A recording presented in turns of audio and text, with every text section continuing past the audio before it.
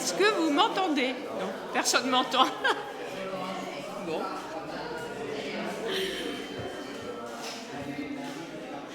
Est-ce que quelqu'un, quelque part, peut faire qu'on m'entende?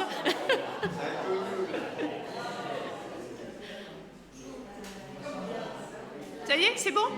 Bon, je vous invite à rejoindre vos places. Notre culte, notre célébration va commencer. Alors, bonjour à chacun, à chacune, dans ce lieu, sur YouTube. On salue aussi les personnes qui auraient voulu être là et qui ne peuvent pas parce qu'elles sont souffrantes. Voilà, donc on vous souhaite la bienvenue. Là, du coup, c'est trop fort. Bon, mais on va pas vous souhaiter la bienvenue d'une manière formelle. Non, non, non.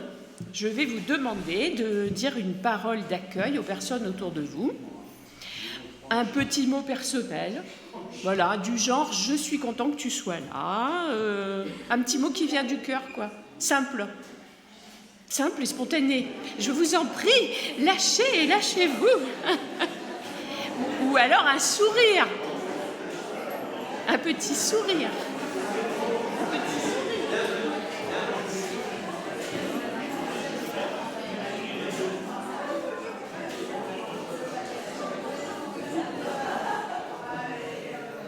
Merci pour votre participation. Alors, ce matin, je propose une réflexion sur le temps de notre vie sur terre. Parole de l'Ecclésiaste, fils de David, roi à Jérusalem. Comble de l'inconsistance, dit l'Ecclésiaste. Comble de l'inconsistance, tout n'est que fumée. Quel avantage l'homme retire-t-il de toute la peine qu'il se donne sous le soleil? Une génération s'en va, une autre arrive, et la terre est toujours là. Ce qui a existé, c'est ce qui existera, et ce qui s'est fait, c'est ce qui se fera. Il n'y a rien de nouveau sous le soleil. On ne se souvient pas de ce qui est ancien, et ce qui arrivera par la suite ne laissera pas de souvenir chez ceux qui ne vivront plus tard. Si vous voulez passer à la postérité, je vous conseille d'adopter une autre vision. J'ai appliqué mon cœur à rechercher et explorer par la sagesse tout ce qui se fait sous le ciel. C'est une occupation pénible que Dieu réserve aux humains. J'ai vu tout ce qui se fait sous le soleil et j'ai constaté que tout n'est que fumée et poursuite du vent. Et dans Ecclésiaste 3.3, il y a un moment pour tout et un temps pour toute activité sous le soleil. Un temps pour naître, un temps pour mourir, un temps pour planter et un temps pour arracher ce qui a été planté. Un temps pour démolir et un temps pour construire. Un temps pour pleurer et un temps pour rire. Un temps pour se lamenter et un temps pour danser. Et puis un temps pour embrasser et un temps pour s'éloigner des embrassades. J'ai vu quelle occupation Dieu réserve aux humains. Il fait toutes choses belles au temps voulu. Il a même mis dans le cœur de l'homme la pensée de l'éternité, même si l'homme ne peut pas comprendre du début à la fin l'œuvre que Dieu accomplit. J'ai reconnu que tout ce que Dieu fait durera toujours, sans qu'on puisse ajouter ou enlever quoi que ce soit. Et que Dieu agit de cette manière afin qu'on éprouve de la crainte devant lui. Alors pas de la peur, mais une crainte éblouie. On se dit, mais quel Dieu génial on a. Alors voilà, quelques périodes de la vie agréables ou non, joyeuses ou tristes, de bonheur ou de souffrance. Tout le monde ne passe pas par les mêmes difficultés, mais il y a deux réalités auxquelles personne n'échappe, la naissance et la mort.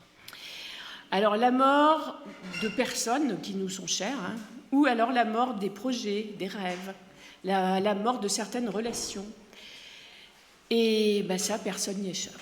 Alors l'Ecclésiaste nous dit qu'il y a un temps pour chaque chose et nous répète quand même 73 fois que tout est vain. Le mot hébreu, c'est quoi? Vapeur, buée, souffle. Bonjour, cher souffle qui êtes là. Jacques va dire exactement la même chose, et le roi David aussi. Savez-vous ce que demain vous réserve? Qu'est-ce que votre vie? Une brume légère, visible quelques instants, qui se dissipe bien vite. L'homme est semblable à un souffle léger. Sa vie ressemble à l'ombre passagère. Alors vous allez peut-être me dire, mais alors arrête, là, tu es en train de nous casser le moral, quoi. Eh ben non, c'était pas mon intention. Restez avec moi, on continue. Alors, ce livre nous aide à réfléchir. Pourquoi est-ce que tout est vain? Ça, c'est quand même une très bonne question. Et comment trouver du sens à la vie si tout est éphémère? Salomon parle de la vie sur terre. Est-ce qu'il n'y a pas autre chose? Oui, il y a même la pensée de l'éternité. La pensée, c'est bien, mais ça demande quand même un approfondissement. Pour cela, il faut aller plus loin dans la Bible, dans la Nouvelle Alliance. Jésus-Christ est la réponse à nos deux questions. La vanité sur terre, il n'y a que ça? Dans ce cas, mangeons et buvons. Demain, nous mourrons. Je ne sais pas si ce programme vous emballe, si ce genre de philosophie vous motive. Moi, je ne trouve pas ça très motivant. La deuxième question, c'est l'éternité. Qu'est-ce que c'est? Alors, est-ce que c'est un concept abstrait? Eh bien, Jésus, lui, il en vient de l'éternité. Alors, il peut nous en parler. Il est mort et il est revenu à la vie. Il est passé le premier par la mort et la résurrection pour nous montrer le chemin vers le Père. Il annonce que si nous acceptons de renoncer à notre vie loin de Dieu et qu'on décide de lui faire confiance, il nous donne la vie éternelle. C'est une vie éternelle qui est spirituelle, mais notre corps aussi en profitera, parce que même si on passe par la mort, eh bien, nous ressusciterons. Paul le dit dans 1 Corinthiens 15, 58, « Soyez fermes, inébranlables, toujours abondants dans l'œuvre du Seigneur, sachant que dans le Seigneur, votre travail n'est pas vain. » Ouf, c'est plus l'Ecclésiaste. Salomon trouvait que tout était vain, mais Paul lui dit « Non, il n'y a rien de vain. » Ça, c'est déjà mieux. Alors l'un parle du temps qui s'écoule inexorablement et de la vie qui s'arrête au tombeau. Et l'autre, il parle de la vie éternelle que peuvent recevoir tous ceux qui croient en Jésus-Christ. Paul nous dit même qu'on peut racheter le temps. Alors ça, racheter le temps, c'est possible? Je ne sais pas, à part dans la Bible, je n'ai jamais vu cette expression ailleurs. Alors, comment racheter le temps? En mettant à profit, chaque minute, toutes les occasions qui se présentent, d'entrer dans son royaume et d'y participer. Comment? En nous mettant au service de Dieu. Racheter le temps sous-entend qu'au départ, on en avait plein. Oui, mais c'est qu'on l'a perdu. Alors, on avait du temps, mais on l'a gaspillé. Dieu nous a donné une vie. Ah oui, qu'est-ce qu'on en fait? On peut continuer comme on a toujours fait, c'est possible. Ou on peut rendre ce temps à Dieu. Alors, il y en a un qui connaissait ça, il disait « Je fais une chose. Oubliant ce qui est en arrière et me portant vers ce qui est en avant, je cours vers le but pour remporter le prix de la vocation céleste en Jésus-Christ. » C'est Paul en Philippiens 3. Demandons à Dieu de nous aider à gérer, à utiliser, à investir et à convertir le temps dont nous disposons. En d'autres termes, Seigneur, montre-moi comment employer mon temps de la manière qui te plaît. Éclaire-moi, montre-moi les œuvres que tu as préparées d'avance pour moi. Même déjà, Moïse le disait, « Enseigne-nous à bien compter nos jours, afin que notre cœur parvienne à la sagesse. » C'est une sagesse de savoir gérer son temps. Ouf, nous voilà rassurés. En Christ, notre vie n'est pas vaine. Elle est rachetée. Notre temps ne s'évapore pas comme une fumée. Notre temps, il est racheté.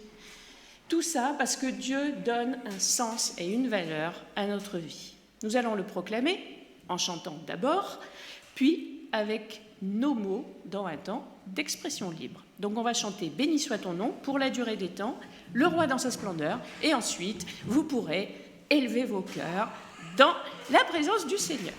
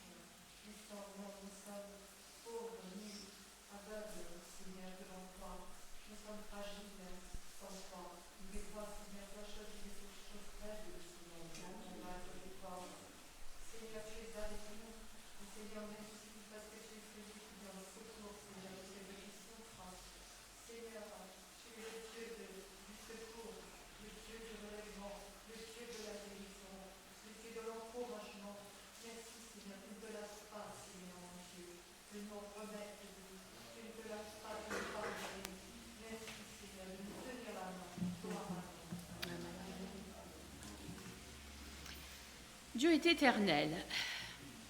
Il n'a ni commencement ni fin, mais il a choisi d'entrer dans le temps sous une forme humaine. Quelle humilité extraordinaire! Jésus se soumet à ce dont il est maître. Waouh, ça donne le vertige quand on y pense. C'est ce que Jésus a accepté par amour pour nous, pour moi, pour toi, pour chacun. Il est venu par amour. Éphésiens 1,13. Béni soit Dieu le Père de notre Seigneur Jésus-Christ, qui nous a bénis de toute bénédiction spirituelle dans les lieux célestes en Christ. En lui, Dieu nous a choisis avant la création du monde, pour que nous soyons saints et sans défaut devant lui. Il nous a prédestinés dans son amour à être ses enfants adoptifs par Jésus-Christ. C'est ce qu'il a voulu dans sa bienveillance pour que nous célébrions la gloire de sa grâce dont il nous a comblés dans le bien-aimé. En lui, par son sang, nous sommes rachetés, pardonnés de nos fautes, conformément à la richesse de sa grâce. Avant la fondation du monde, oui, dans l'éternité. Pour nous, c'est l'éternité passée, mais bon, ça n'a pas de sens parce que Dieu, lui, est hors du temps. Il s'appelle « Je suis ». Donc, pour lui, il n'y a ni passé ni futur. Il y a aujourd'hui, je suis. Aujourd'hui, il est là. Nous aussi, on est là. C'est le moment pour la rencontre.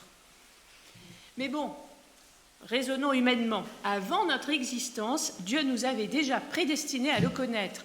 Waouh! Enfin, je ne sais pas, mais c'est affolant. Est-ce qu'il y a quelqu'un que vous avez eu tellement envie de connaître? Avant. Non. Avant la fondation du monde, il voulait qu'on le connaisse. C'est pour vous dire s'il nous aime depuis longtemps. C'est nous qui avons mis du temps à venir. Si on y croit, alors ça, c'est totalement extraordinaire. Si on y croit, c'est génial. Bon, si on n'y croit pas, on peut y croire, c'est pas trop tard. Donc, Dieu se révèle en Jésus-Christ, homme venu sur terre, pour dévoiler le Dieu invisible. Par son sang, il donne sa vie, il nous permet d'approcher le Père éternel en son nom. Il attend que nous venions nous asseoir à la table avec lui, comme lors du dernier repas. Nous allons commémorer la scène et, comme une certaine personne plutôt étourdie, j'ai oublié de demander à des personnes de venir. Donc, si 4 personnes veulent venir, eh bien, elles peuvent le faire tout de suite. Voilà, merci. Donc, ce pain et ce jus de raisin symbolisent la vie de Jésus, offerte pour le pardon de nos péchés. Il symbolise aussi notre communion en tant que membres du corps de Christ. Et ces éléments annoncent aussi son retour. Un jour, il viendra nous chercher et nous serons ensemble au festin des noces de l'agneau. Si vous croyez tout ça, prenez ces éléments. Bon, sinon, c'est peut-être que le temps n'est pas encore venu pour vous de le faire, et vous le ferez un peu plus tard. Mais ne vous en privez pas, si vous êtes dans la foi, prenez ce repas. C'est une communion avec le Père, avec le Fils, avec l'Esprit, et avec nos frères et sœurs, tout le monde qui est là. Est-ce que vous pouvez y aller ? Merci. Donc, au cours du repas, Jésus prit du pain, puis, après avoir prononcé la prière de reconnaissance, il le partagea en morceaux. Puis, il le donna à ses disciples en disant « Prenez, mangez, ceci est mon corps. » Donc, si vous êtes dans la foi, vous n'avez aucun argument pour ne pas participer au repas du Seigneur. Si vous vous sentez un peu brouillé avec Dieu, ça peut arriver, notre relation n'est pas toujours au beau fixe, Si vous êtes un peu, vous savez, comme un tableau là, un peu gribouillé, Dieu a une éponge magique. Il efface nos péchés. On peut prendre la scène ce matin en disant « Mais Seigneur, merci, tu effaces toute la liste, tout le tableau, tout gribouillé. Là, tu viens avec ton éponge magique et tu dis « Mon fils, ma fille, viens, prends le repas. » Donc, je vois qu'on n'est pas tous prêts. Est-ce que tout le monde a le pain? Non, bon, voilà.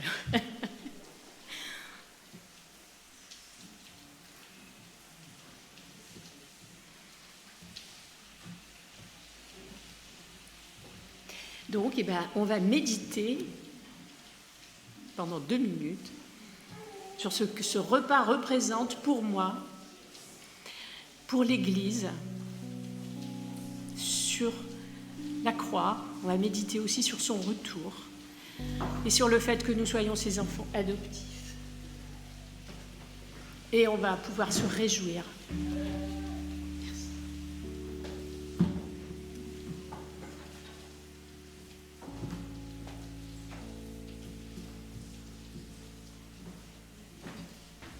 Donc, comme Jésus, avec ses disciples, a pris le pain, avec ses proches, ceux qui étaient à table avec lui, est-ce qu'on est à table avec Jésus aujourd'hui? Vraiment, c'est tout ce que je vous souhaite de tout mon cœur. Être assis à table avec lui, il n'y a pas de meilleure table. C'est la table de la vie, la table de l'amour, du partage, la table de la vie éternelle, la table de la résurrection. Ce matin, Dieu dresse une table devant nous. Alors prenons ce pain en prenant conscience qu'on est assis dans les lieux célestes en Jésus-Christ. Même si pour l'instant on est sur terre et on galère, ça ne durera pas toujours. Prenons ce pain avec espérance, avec foi.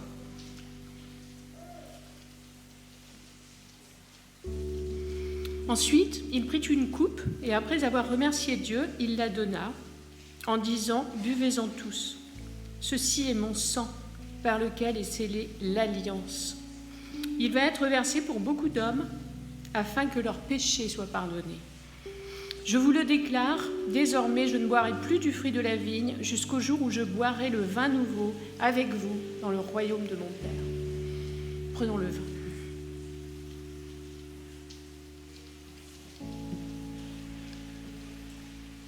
Et on va voir ce qui nous attend.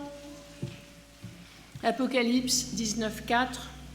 Les 24 vieillards et les 4 êtres vivants se prosternèrent et adorèrent Dieu, assis sur le trône, en disant « Amen ! Alléluia ! » Et une voix sortit du trône, disant « Louez notre Dieu, vous tous ses serviteurs, vous qui le craignez, petits et grands. » Et j'entendis comme une voix d'une foule nombreuse. Alors aujourd'hui, on est une petite foule nombreuse, mais dans d'autres, il y a plein d'autres gens dans cette ville qu'on retrouvera là-haut. Même si aujourd'hui on ne les connaît pas, on les retrouvera là-haut. Et il y aura une grande foule. Pas seulement 144 000, je le dis en aparté. Non, une grande foule innombrable. Et c'était comme le bruit de grosses eaux et comme un bruit de fort tonnerre. Alors je compte sur vous pour faire le tonnerre. Alléluia! Ouais! Car le Seigneur est notre Dieu tout-puissant. Il est entré dans son règne. Réjouissons-nous et soyons dans l'allégresse. Donnons-lui gloire, car les noces de l'agneau sont venues et son épouse s'est préparée. Et il lui a été donné de se revêtir de fin lin, éclatant, pur, car le fin lin, ce sont les œuvres justes des saints. Et l'ange me dit, écris heureux ceux qui sont appelés au festin des noces de l'agneau. Et il me dit, ces paroles sont les véritables paroles de Dieu. Donc, j'espère que vous êtes éblouis parce qu'on va pouvoir le chanter. Et j'espère que vous avez envie de bénir Dieu parce qu'on va chanter « Bénis Dieu, mon âme ».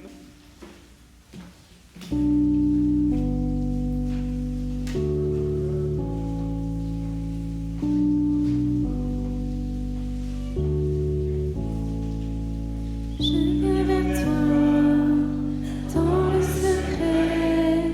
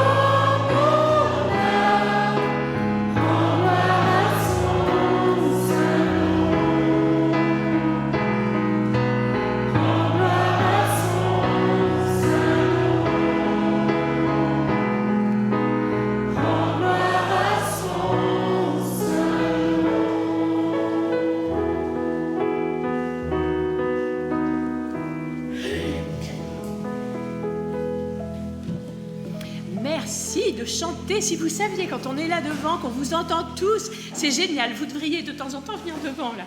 Quand on entend toutes ces voix qui montent, c'est oh là là, c'est un avant-goût du ciel. Imaginez-vous ce que ça sera là-haut.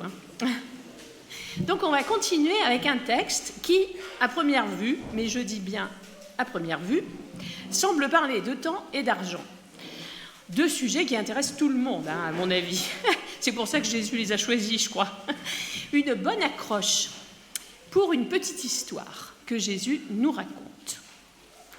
Elle est construite pour interpeller la conscience des premiers auditeurs, donc les religieux juifs, mais aussi la nôtre. Hein. Même si on n'est pas religieux, bon, on a peut-être toujours quelques traces de religiosité qui traînent. Alors évidemment, comme souvent dans les paraboles, les choses ne sont pas ce qu'elles paraissent. Sinon, ce serait trop facile, hein, puis il n'y aurait pas de surprise. Parce qu'en fait, cette parabole parle d'autre chose. Bon, on va voir ça. Les découpages du texte en chapitres peuvent nous faire rater quelque chose, c'est que cette parabole est encadrée au début et à la fin par la même phrase.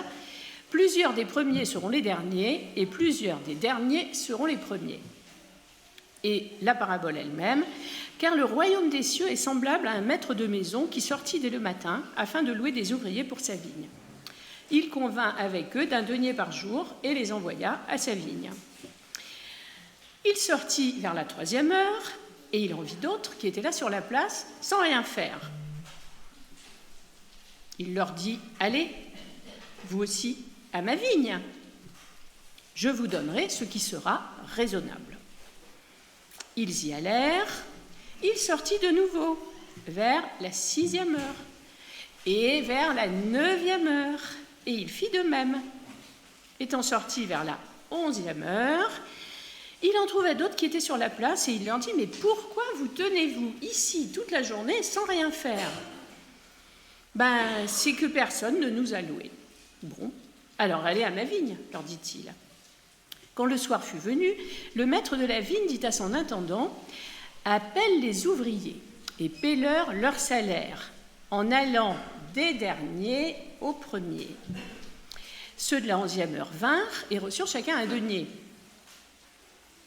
Les premiers vinrent ensuite. Ils s'attendaient à recevoir plus, mais ils reçurent aussi chacun un denier. En le recevant, ils murmurèrent contre le maître de la maison. Ils dirent « Ces derniers n'ont travaillé qu'1 heure, et tu les traites à égal avec nous qui avons supporté la fatigue du jour et de la chaleur. » Il répondit à l'un d'eux « Mon ami, je ne te fais pas de tort. N'as-tu pas convenu avec moi d'un denier ? Prends ce qui te revient et va. Je veux donner à ce dernier autant qu'à toi. Ne m'est-il pas permis de faire de mon bien ce que je veux ? Ou vois-tu de mauvais œil que je sois bon ? Ainsi, les derniers seront les premiers, et les premiers seront les derniers. » Ouais, je ne sais pas, qui aime être le dernier ? En général, on a plutôt envie d'être le premier. Hein. Alors, les paraboles sont intéressantes car elles interrogent le cœur humain et elles mettent en lumière ce qu'on n'a pas discerné ou qu'on n'a pas franchement envie de voir ni envie de dévoiler. Jésus, lui, il voit et il veut nous faire voir. Il nous offre une occasion de changer de mentalité. On y va ? Changer de mentalité ? On y va ? Vous êtes d'accord ? Ouais ? Bon. Le royaume des cieux est comparable à un maître de maison qui sortit tôt le matin pour embaucher des ouvriers dans sa vigne. Alors, le maître est une image de Dieu, dont on retrouve plusieurs répétitions dans plusieurs paraboles. La vigne, elle, c'est une image d'Israël, qui est souvent appelée la vigne du Seigneur, mais c'est aussi une image de l'Église. Donc, du coup, nous voilà concernés de très très près. La recherche du maître de maison commence le matin, dès le premier verset. Il sortit tôt le matin, puis à différentes heures, vers 6 heures, 9 heures, 13 heures, 15 heures, et enfin vers 17 heures. Le verbe « sortir » est répété 4 fois en 16 versets. Quand même, ça devrait nous interpeller. Hein. Le maître, qui représente Dieu, n'arrête pas de sortir au-devant des ouvriers. A-t-il à ce point besoin de main-d'œuvre ? Alors vous avez une réponse? Il a tellement besoin de main-d'œuvre, à votre avis? Oui? Alors il y a des oui. Est-ce qu'il y a des gens qui pensent que non? Oui, il y a des gens qui pensent que non. J'aime bien les petits sondages. Il y en a qui pensent que non. Alors, il y en a qui pensent que oui. Alors, on ne le sait pas. Je vous embête. Hein. Mais pour ma part, j'aurais envie de dire, en fin de compte, non, pas tant que ça. Excusez-moi, hein, ceux qui ont dit oui, je ne veux pas vous faire de peine. Hein. Mais la rentabilité n'est pas son objectif. On va le voir tout à l'heure. Dieu, en bon maître de maison, s'intéresse plus aux ouvriers et à leur vie intérieure, hein, qu'à la rentabilité et au travail produit. Ah, là on est dans du management participatif, là. La rentabilité n'est pas son objectif. Il va chercher les ouvriers et il leur démontre ainsi l'attention et la considération qu'il a pour eux. Ils ne sont pas oubliés, ils ne sont pas inutiles, ils ne sont pas abandonnés à eux-mêmes. Non, non, ils ne finiront pas la journée comme ils l'ont commencé. Ça, c'est intéressant aussi.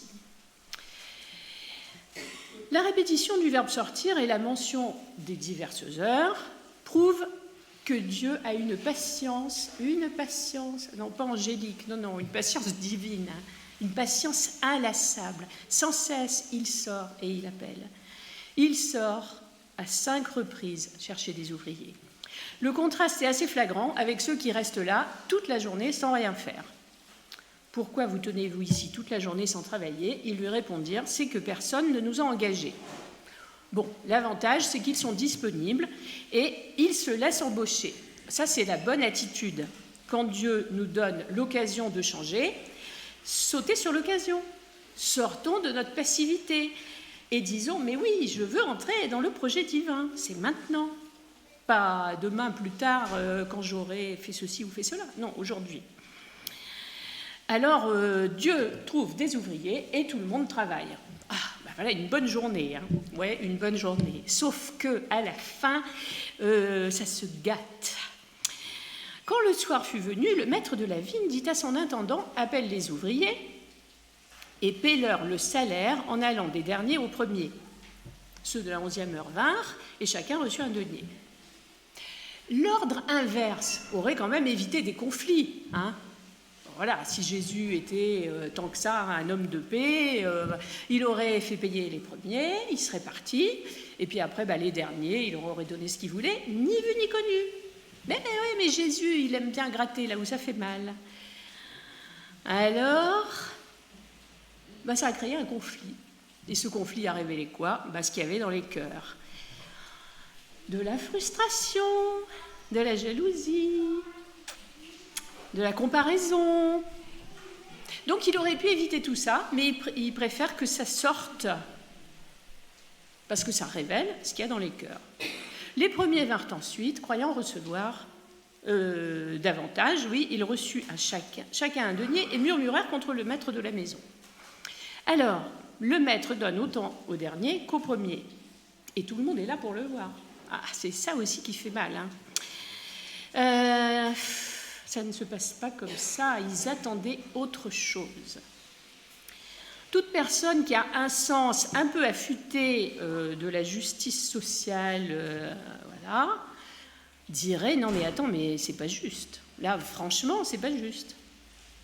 Il a tendance à prendre parti pour les premiers, parce qu'ils sont lésés. Peut-être que déjà mentalement, on l'a fait. Pourquoi est-ce qu'ils ne gagnent pas plus, alors qu'ils ont passé tout leur temps à travailler dans la chaleur? Les autres sont arrivés au coucher du soleil, ou presque, et ils n'ont travaillé qu'1 heure. Le temps de travail n'est pas justement rémunéré. Hein. Là, s'il y a des syndicalistes, nous, on respecte. Alors, d'abord, c'est pas juste, et alors en plus, le temps, c'est de l'argent, donc là, il y a quand même un manque à gagner. Hein. Il est évident que la notion de ce qui est juste est au cœur de cette parabole. Comment donner à chacun ce qu'il mérite, en tenant compte que certains ont travaillé 12 heures, d'autres 9 heures, 5 heures, 3 heures, ou juste 1 heure. Ça, c'est la loi du monde du travail. Oui, mais là, Jésus parle du royaume de Dieu. Là, c'est complètement autre chose. Ces derniers ont fait 1 heure et tu les as fait égaux à nous qui avons porté le poids et la chaleur du jour. L'égalité n'est pas bien vue dans la vigne. Dommage. De là à dire que le maître est injuste, il n'y a qu'un pas, que certains franchissent allègrement. D'ailleurs, il y en a qui ont déjà sauté à pieds joints dans le piège. Et du coup, ils sont dans une impasse. Car cette parabole n'enseigne en fait rien du tout sur le temps et sur l'argent. Cette parabole, elle enseigne autre chose. Elle enseigne que Dieu n'est pas un chef d'entreprise. Il représente qui ? Le Dieu d'Abraham, d'Isaac et de Jacob, qui a décidé de faire une alliance avec son peuple. Ainsi, le contrat dont il est question n'est pas un contrat entre un employeur et un salarié. C'est une alliance. Une alliance. Le maître Dieu n'a pas de dette envers les ouvriers qu'il embauche. Il ne leur doit rien. Il ne leur doit rien. Il ne me doit rien. Il ne nous doit rien. Au contraire, c'est une grâce qu'il nous fait, qu'il leur fait, mais à nous aussi, de les prendre à son service. Il leur donne un sens à leur vie, il leur donne de la dignité. Ce n'est plus une suite d'heures creuses, vaines, inutiles, et le travail qu'il leur offre est l'expression de sa considération et de sa compassion. Il les honore en leur faisant confiance pour prendre soin de sa vigne. Il leur permet de racheter le temps et leur offre un avenir. À ceux qui se plaignent, il n'explique pas pourquoi ils reçoivent tous un denier. Donc l'argument de la productivité n'est pas évoqué. Il pourrait dire oui, il y en a, en 1 heure, ils ont été plus efficaces que vous en 11 heures. Non, c'est pas du tout ça qu'il dit, non. Dieu n'est pas un chef d'entreprise qui rémunère les gens au mérite. Voilà, c'est ça surtout qu'il faut sortir de nos têtes. On n'est pas rémunéré au mérite. Il agit avec grâce et bonté tout en étant juste. D'ailleurs, oui, sa justice, ce n'est pas celle de notre monde, il faut quand même aussi le préciser. Qu'est-ce qu'il dit ? Ami, je ne te fais pas de tort. N'as-tu pas convenu d'un denier avec moi ? Prends ce qui est à toi et va. L'ouvrier se sent lésé car ses attentes sont déçues. Voilà, il murmure. Alors, ce verbe pour les aficionados de la Bible rappelle quand même les murmures d'Israël dans le désert. Les murmures, ce verbe a toujours une consonance négative. Je me plains, je ne suis pas content, c'est la faute des autres, je suis malheureux, je murmure. Voilà. C'est toujours la faute des autres, et là, en l'occurrence, c'est la faute du maître. Oui, mais il rappelle qu'ils étaient d'accord avec lui pour un denier. Donc lui, il est fidèle à sa parole, il tient sa promesse, donc les murmures sont irrecevables. Et il prolonge sa réponse pour montrer qu'il est juste et que ça va de pair avec sa bonté. S'il ne paie pas chacun selon ses mérites, ça ne veut pas dire qu'il est injuste. Ça veut dire qu'il est bon. Ah oui, ça change tout. Oui, ça change tout. Il permet aux ouvriers de rejoindre le travail de la vigne librement et il fait une promesse. Je vous donnerai ce qui est juste. Tandis que toute l'attention des auditeurs est focalisée sur l'injustice du maître, Jésus retourne la situation en mettant le focus sur le cœur des auditeurs, parce qu'en fait c'était ça qui l'intéressait depuis le début. Alors non seulement il ne croit pas que Dieu est juste, mais en plus il lui reproche d'être bon. Waouh, là c'est quand même sérieux. C'est pas rien. Et oui, Jésus met en lumière ce qui était caché. Les gens qui réclament justice ne sont pas justes. Waouh, je réclame justice alors que je ne suis pas juste. Cherchez l'erreur. Non, ils sont animés d'un mauvais état d'esprit dont ils ont besoin de se repentir. Ça c'est le mot qui fait mal, mais c'est aussi le mot qui fait du bien, parce que quand on se repent, on peut changer de vie, ça c'est génial, c'est ouf, ça fait du bien. Ils se croient plus justes et plus méritants que les autres. Ou alors, ils ont un complexe de supériorité, ils pensent que tout leur est dû. Bon. Ils doivent donc sortir de quoi ? De la victimisation, de la comparaison, de la jalousie, le murmure, la plainte, l'amertume, et la liste peut être beaucoup plus longue. En un mot, ils doivent se convertir. Je veux donner à ce dernier autant qu'à toi. Ou ne m'est-il pas permis de faire ce que je veux de mon bien? Donc Dieu est libre d'appeler qui il veut, de faire grâce à qui il veut, quand il veut, et de lui donner ce qu'il veut. Peu importe le temps passé à son service, peu importe la transpiration qui a coulé à son service, Dieu n'est pas un chef d'entreprise. Peu importe la rentabilité, ce n'est pas ça qui l'intéresse. Ce qui l'intéresse, c'est nos cœurs. Jésus connaît bien le cœur humain. Il sait que la réaction spontanée des gens de nous, peut-être, ou d'autres, qui ne connaissent pas Dieu, j'en sais rien, elle consiste à s'identifier aux premiers, aux ouvriers lésés. Alors pourquoi ne pas s'identifier également aux derniers, après tout, hein? Pourquoi pas?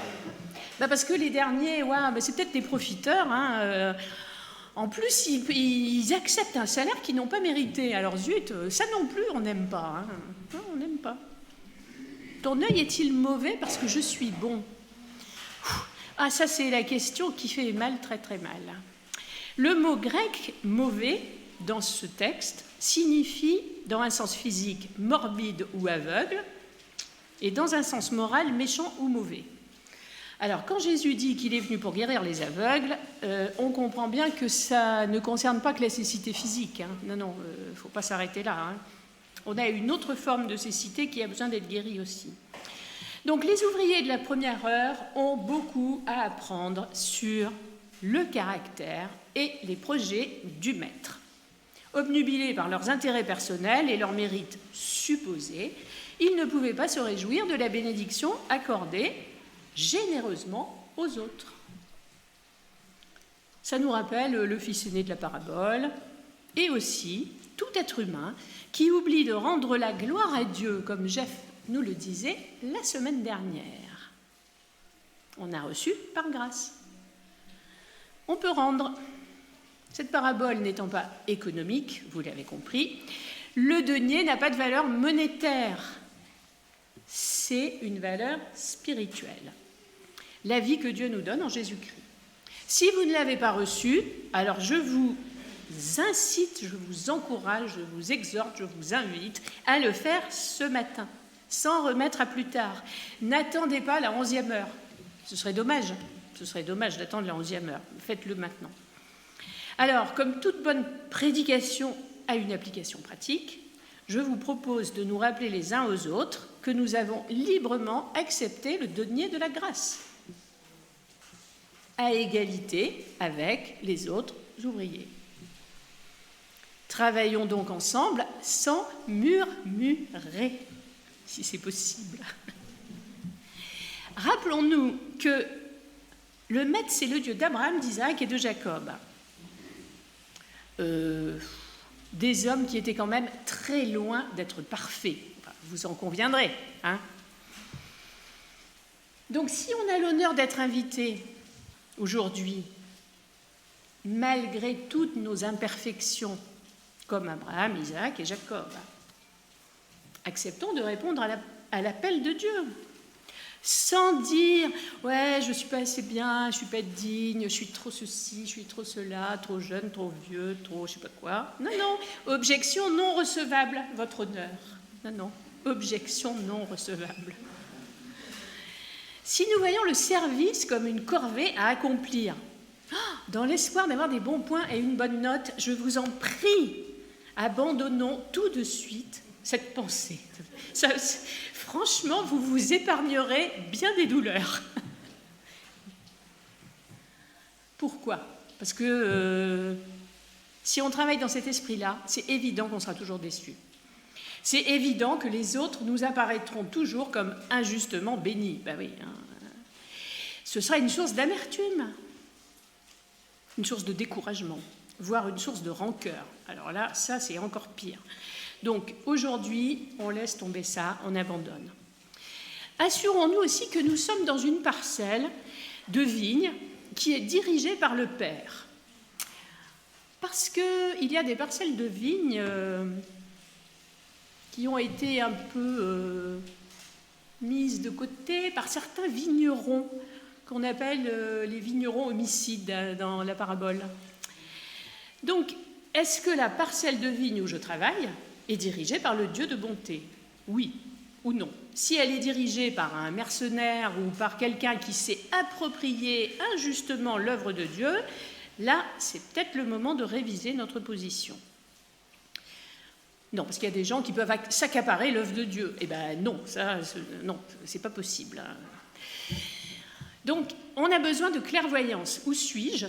Pourquoi je suis là? Qu'est-ce que je fais? C'est quoi mon but? Voilà. Pour conclure, que tirer de cette parabole? Eh bien, Jésus annonce la joie du royaume. Car être envoyé dans la vigne, c'est être appelé par Dieu. C'est se réjouir d'être appelé auprès du Père. C'est une joie de participer à son œuvre. Alors notre travail prend tout son sens. Notre vie n'est pas vaine. Alors là, on est aux antipodes de la déprime de l'Ecclésiaste. Jésus va le confirmer à Pierre. Petit flashback dans le chapitre précédent.